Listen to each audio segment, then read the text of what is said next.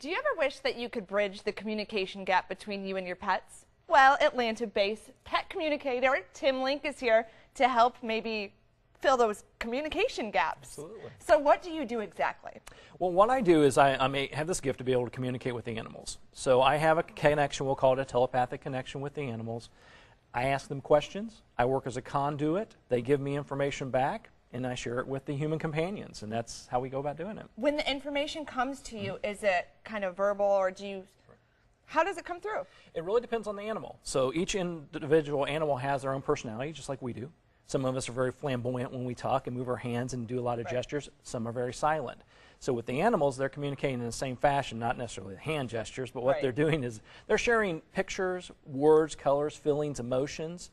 Some animals will share all those during the conversations, and some will choose one or two ways that they think me as a mere human could possibly understand them. Wow, that is so cool. And you kind of built this talent by taking just a class with your wife? Well, it's quite by accident. You know, I spent 20 years as a telecom executive, so I traveled the world and worked with some of the biggest companies in the world. But in 2004, that was all going to change. I went to a small workshop just sort of designed to allow me to learn meditation exercises, breathing, calming, clearing the monkey mind, as we call it, and focusing on animals and asking basic questions to see if I got anything back. Wow. And during the class, I had no expectations. I had not practiced any of this before, but each and every time I communicated with an animal, I received pictures back, words back, and best of all, they were 100% accurate. Wow. Yeah. So I know what you're thinking. Let's see it in action. Let's do it. All right, Sure. let's bring, this is Pete and Elizabeth. Hey, Petey. Hi, baby. So Pete is a 1.5-year-old, I guess, mutt. We're not exactly sure what he's mixed with, but we do know that there is some beagle in him. Yes. And He you has rescued him, right? I rescued him when he was 2 months old from the Atlanta Humane Society. Okay. And he has a lot of energy. Well, part of that, you know, we say because he's a youngster, so youngsters are always going to have a lot of energy. But we also have some breed expectations with him as well. But the key thing with Pete is, I know that Pete is your only child. It's true. And I don't know if there's been talk about it, but Pete thinks there's another child coming along. Oh. So I don't know if you talked to Pete or mentioned around friends or family about a companion, maybe that would burn off some energy or some more play dates with a friend. But Pete's expecting that. So if that is going to happen, tell Pete that, yes, here's the situation. Here's what you need to do. Here's why it's going to be a good thing for you. So I'm going to do this, like if you're planning on doing it, say, in 6 months, do it at that time. Now, if you have no expectation, maybe it's just a casual passing conversation you had, he still thinks it's real. So then you want to talk to Pete and let him know, Pete, I know you'd like to have a playmate, but we got to wait a little while till you get a little older and mommy's routine changes. I need you to just be a good dog and learn all your lessons because this is going to make me happy. Is he okay with it? He's okay with that. Male or female? Does he have a preference? For him, he said like him. So you may have two handfuls. It's so interesting that you say that because I have been talking about, you know, just kind of jokingly in the newsroom about getting a second dog. And we talk about it almost every week. Well, there you go. There you go. Yeah. And so Pete's picked up on that. And so the key thing we have to know about our animals is they're like anybody else in the household. They're like a child or a partner or whatever may be in the household. And when we say things, they want to know, okay, is this real? Is this happening today? If it's not, then tell me that. Because otherwise, they're going to be expecting it. And if they don't see it happen in the time they're expecting it, then they start to have some anxiety. And they sometimes will show that anxiety in just being a little bit more rambunctious, a little bit more obnoxious, whatever it may be. So I'm a big proponent of if you talk to your animals. You talk to them verbally. They understand the words that you're saying. More importantly, they understand the visualization and the energy you put out there. So every time we say a word, we show a picture, whether we know it or not. And for animals, they think it's happening right now. Now, we were speaking about, you know, when you leave the house, is it good to kind of say, hey, Pete, I'm going to be back in an hour? Or, you know, and some people might go, that's crazy to talk to your animals. Why is it a benefit to kind of tell them, hey, I'll be back? Well, it's a huge benefit in the fact that animals suffer anxiety when we leave. And some handle it a little bit better than others. For animals, when we leave the household, you should be telling them what's going on. That's right, Pete. But you should be telling them what's going on.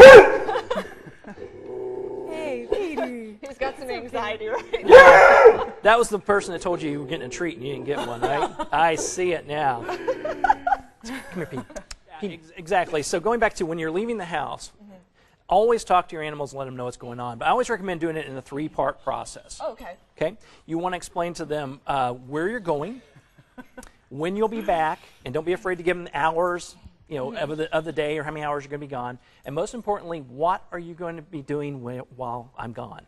Okay? What do I need you to do while I'm gone? And don't give them a tough task. Don't say guard the house, because they will. Or make dinner. Don't make dinner. That would be nice. Punch 2 in the microwave would be good. But no, you want to tell them this. So you want to say, Pete, Mommy's going to go to work. I'm going to be back at 6 p.m., which is going to be about 8 hours from now. I need you to lay down and take long naps. Relax. Keep the couch warm, whatever it may be. Very cool. Yeah. Switching animals. Can we pull up the cat picture real quick? Okay.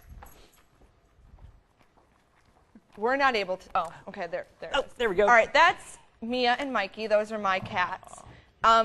You can get something from just looking at a picture? Yeah, absolutely. All so right. I do a lot of consultations by just having a picture, usually of their eyes and their face is the best way to do it. Okay. And so what do we want to know about Mia? That's the key thing. Now, what kind of allergy is she suffering from? She's suffering from allergies? Yeah, I'm getting some nose itches right now from her. Okay. I do know she spends a lot of time grooming. Yep. She, to me, in my eyes, is kind of the diva in the house. I don't know if she thinks she is or... Well, she definitely is the alpha of the group. Cats have alphas just like dogs, as we know. But she's definitely the ruler of the roost, for sure. The grooming is part of her technique, but more importantly, there's some allergy things going on that I'm feeling with her around her nose and going into her body. So the only thing is nothing to alarm you too much. You may want to check with your veterinarian. Okay. It could be a seasonal allergy thing. Even if she's not outside, we bring in pollens and things of this sort. It feels more like an environmental allergen than it does a food allergy. This is Charlie. This is one of our coworkers. And you didn't get to hear this. Is there any way we can get audio?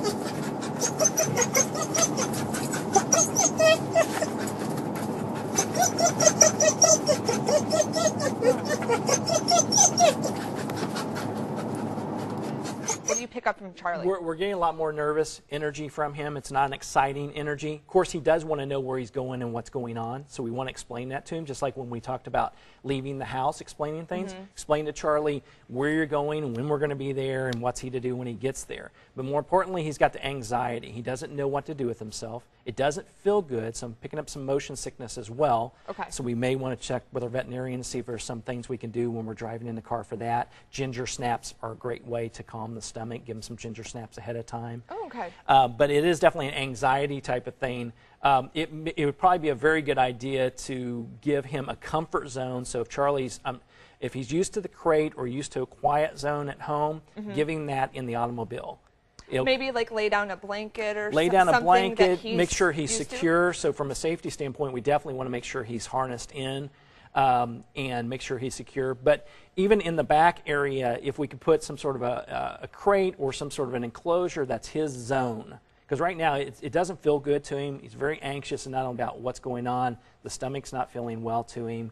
And he really doesn't know what to do with himself. So it's a lot of stress.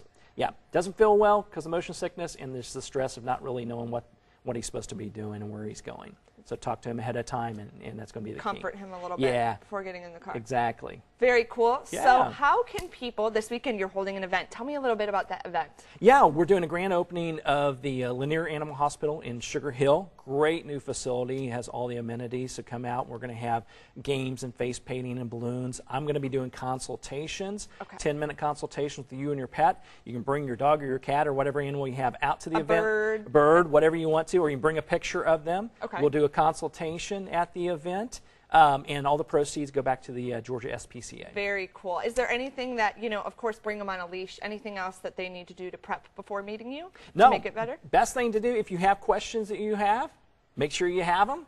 Come prepared Come prepared with questions so you know, and make sure they're the things you really want to know, because our animals like helping us out. They're less concerned about us, asking simple questions about, does he look good or is he happy? It's more of, okay, what's going on in his life? What do we need to do to help him have a better life so he or she can explain that to you? But yeah, bring out your pets, make sure they're secure, have a fun day. It's going to be great, and help out the Georgia SPCA. Awesome. What a great event. And we're going to have more about that on our website. And we're also going to put the link to your website because you have a book out, and people, if they want to check that out. Absolutely. To learn more, you can head over to cbsatlanta.com and click on Entertainment and Events. I'm Jennifer Banks for cbsatlanta.com.